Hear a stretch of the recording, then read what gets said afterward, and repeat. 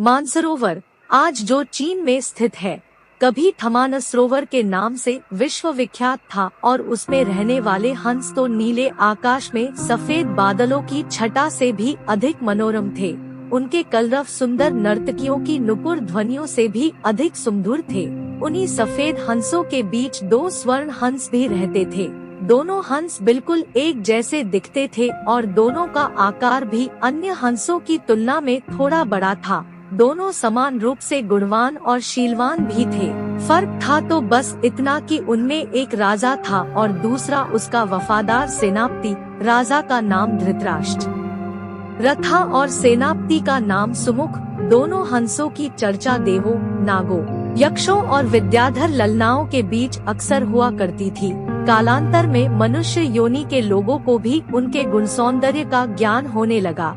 वाराणसी नरेश ने जब उनके विषय में सुना तो उसके मन में उन हंसों को पाने की प्रबल इच्छा जागृत हुई।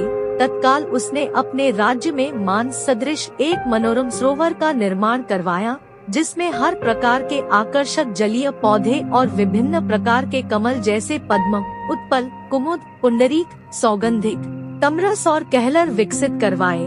मत्स्य और जलीय पक्षियों की सुंदर प्रजातियां भी वहां बसाई गई। साथ ही राजा ने वहां बसने वाले सभी पक्षियों की पूर्ण सुरक्षा की भी घोषणा करवाई, जिससे दूर दूर से आने वाले पंछी स्वच्छंद भाव से वहां विचरण करने लगे। एक बार वर्षा काल के बाद जब हेमंत प्रारंभ हुआ और आसमान का रंग बिल्कुल नीला होने लगा, तब मानस के दो हंस वाराणसी के ऊपर से उड़ते हुए जा रहे थे। तभी उनकी दृष्टि राजा द्वारा निर्मित सरोवर पर पड़ी। सरोवर की सुंदरता और उसमें तैरते रमणीक पक्षियों की स्वच्छंदता उन्हें सहज ही आकर्षित कर गई। तत्काल वे नीचे उतर आए और महीनों तक वहां की सुरक्षा, सुंदरता और स्वच्छंदता का आनंद लेते रहे।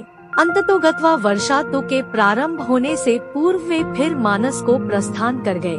मानस पहुंचकर उन्होंने अपने साथियों के बीच वाराणसी के कृत्रिम सरोवर की इतनी प्रशंसा की कि सारे के सारे हंस वर्षा के बाद वाराणसी जाने को तत्पर हो उठे। हंसों के राजा युधिष्ठिर और उसके सेनापति सुमुख ने अन्य हंसों की इस योजना को समुचित नहीं माना। युधिष्ठिर ने उनके प्रस्ताव का अनुमोदन न करते हुए यह कहा कि पंछी और जानवरों की एक प्रवृत्ति होती है, वे अपनी संवेदनाओं को अपनी चीखों से प्रकट करते हैं, किंतु जंतु जो कहलाता है मानव बड़ी चतुराई से करता है। अपनी भंगिमाओं को प्रस्तुत जो होता है उनके भावों के ठीक विपरीत। फिर भी कुछ दिनों के बाद हंसराज को हंसों की जिद के आगे झुकना पड़ा और वह वर्षा ऋतु के बाद मानस के समस्त हंसों के साथ वाराणसी को प्रस्थान कर गया। जब मानस के हंसों का आगमन वाराणसी के सरोवर में हुआ और राजा को इसकी सूचना मिली तो उसने अपने एक निषाद को उन दो विशिष्ट हंसों को पकड़ने के लिए नियुक्त किया। एक दिन युधिष्ठिर जब सरोवर की तट पर स्वच्छंद भ्रमण कर रहा था, तभी उसके पैर निषाद द्वारा बिछाए गए जाल पर पड़े। अपने पकड़े जाने की चिंता छोड़ उसने अपनी तीव्र चीखों से अपने साथी हंसों को तत्काल वहां से प्रस्थान करने को कहा, जिससे मानस के सारे हंस वहां से क्षण मात्र में अंतर्धान हो गए। रह गया तो केवल उसका एकमात्र वफादार हमशक्ल सेनापति सुमुख। हंसराज ने अपने सेनापति को भी उड़ जाने की आज्ञा दी, मगर वह दृढ़ता के साथ अपने राजा के पास ही जीना मरना उचित समझा।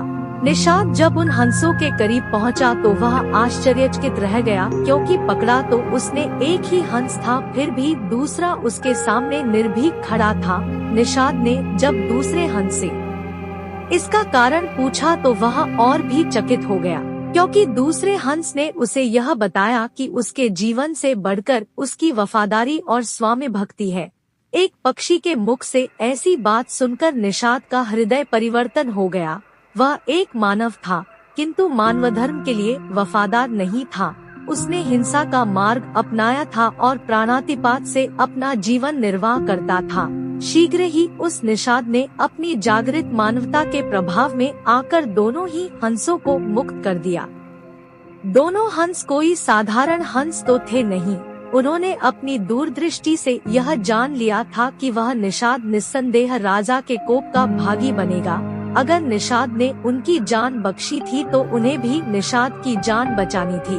अथ तत्काल वे निषाद के कंधे पर सवार हो गए और उसे राजा के पास चलने को कहा। निषाद के कंधों पर सवार जब वे दोनों हंस राज दरबार पहुँचे तो समस्त दरबारीगण चकित हो गए। जिन हंसों को पकड़ने के लिए राजा ने इतना प्रयत्न किया था वे स्वयं ही उसके पास आ गए थे। विस्मित राजा ने जब उनकी कहानी सुनी तो उसने तत्काल ही निषाद को राजदंड से मुक्त कर पुरस्कृत किया। उसने फिर उन ज्ञानी हंसों को आतिथ्य प्रदान किया तथा उनकी देशनाओं को राज दरबार में सादर सुनता रहा। इस प्रकार कुछ दिनों तक राजा का आतिथ्य स्वीकार कर दोनों ही हंस पुन मानस को वापस लौट गए।